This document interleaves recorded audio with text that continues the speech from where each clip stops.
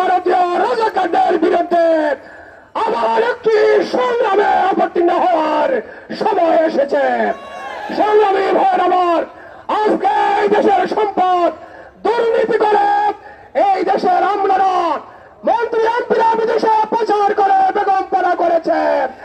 আর এই বেগমপাড়ায় আজকে যারা এদেশবাসীর তারা খেয়ে এদেশের ইমানদার জনতার তারা খেয়ে যখন দেশে থাকতে পারবে না তারা বেগমপাড়ায় চলে যাবে। কিন্তু দেশের সাধারণ মানুষের বিদেশে কোনো বাড়িঘর নেই, তারা কোথায় যাবে? এই জন্য দেশপ্রেমিক জনতাকে এই দেশকে রক্ষা করে এই দেশেই বসবাস করতে হবে, ঠিক কিনা ভাইয়ের আমার?